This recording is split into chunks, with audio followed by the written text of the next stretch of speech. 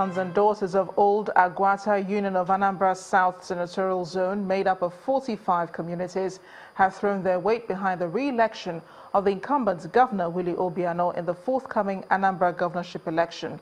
Members of the union unanimously agreed that Obiano's re-election is a sure bet for their successful political ambition and future.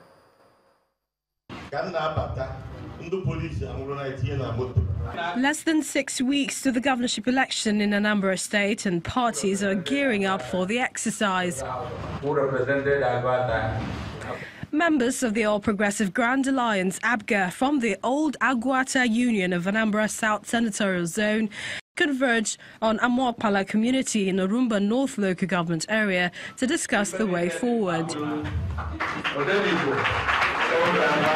At the meeting, our former governor of Anambra State, Dr. Chukwuemeka Ezife, the former governor of the Central Bank of Nigeria, Professor Charles Soludo, among other influential political figures. They are here to strategize and reaffirm their support for the incumbent governor, Willie Obiano. It is a record, without fear of favor, that Anambra South, that means who governs the South State, Anambra State.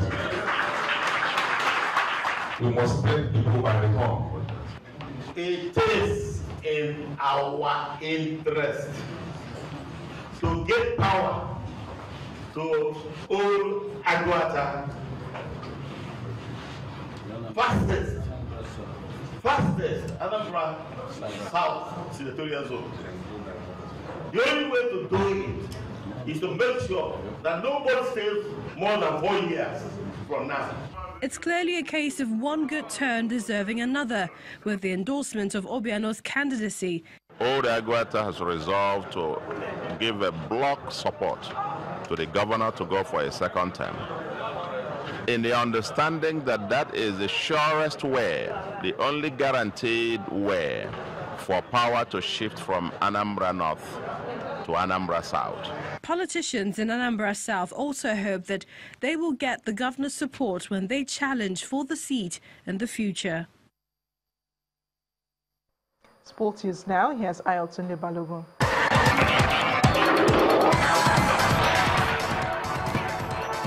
Many thanks, Amarachi. Nasarawa Amazons have qualified for the final of this year's Nigeria Women Football League Pt.4 tournament. Amazons edged the reigning champions Rivers Angels 2-1 in the second game played at the Samuel Ogbemudia Stadium in Benin City, Edo State. Delta Queens and Bayelsa Queens played out a 1-1 draw, which means Rivers Angels are out of the title contention. Delta Queens and Bayelsa Queens will need a win in the decider against Nasarawa Amazons and Rivers Angels on Thursday. Super Eagles duo of Victor Moses and Shehu Abdullahi have been included in the Confederation of Africa Football squad of players of Match Day 5 of the African qualifiers for the 2018 World Cup. Moses and Abdullahi were in action for the Eagles, who defeated the Chipolopolo of Zambia 1-0 over the weekend to qualify for next year's FIFA World Cup in Russia. Abdullahi, who provided the assist for Alex Iwobi's goal, which sealed Nigeria's qualification, was voted man of the match in the win against Zambia. The Confederation of African Football have confirmed that its emergency committee meeting will hold in Lagos on October the 14th. The committee, which is the most powerful panel in African football, will talk about the recent happenings in the African game and discuss the CAF competitions coming up next year. The 2018 African Nations Championship is also on the table, with new hosts yet to be announced following the disqualification of Kenya. The CAF president will chair the meeting. Tim Cahill scored twice, including the extra time winner, as Australia kept their hopes of reaching the World Cup of 2018 alive with a 2-1 win over Syria in the second leg of the Asian playoff. The 3-2 aggregate victory sends the Socceroos into an intercontinental playoff in November against the fourth-place team in the North and Central America and Caribbean region, with a World Cup spot on the line. And that's sports news. The news at 10 continues shortly.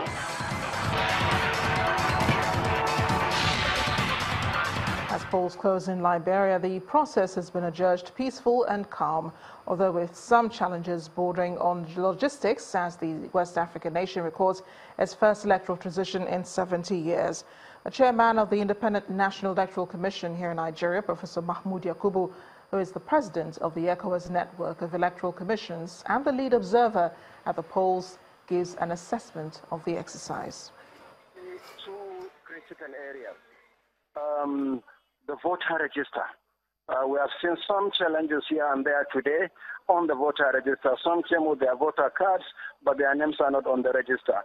Whereas some came with their cards but couldn't identify the exact polling place. The second issue, which I think has also been to a large extent addressed, is logistics.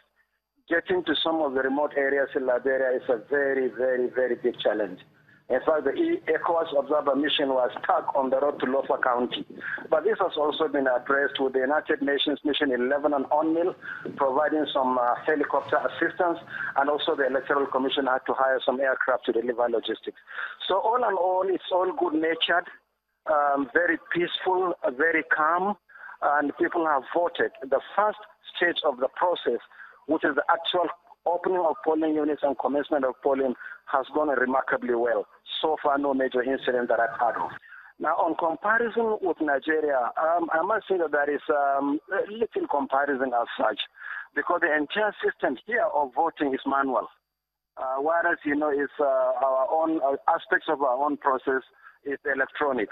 But one lesson I think that we can learn from what is happening in Liberia is the importance of early preparation for elections, particularly in the area of logistics, in the area of voter education, awareness, identification of the polling units, ensuring that people know exactly where to go on election day to vote, so that some of the issues we have seen in the morning should not arise. But basically, it's all good-natured and is really a plus for the Liberian democracy and for us in the West African sub-region.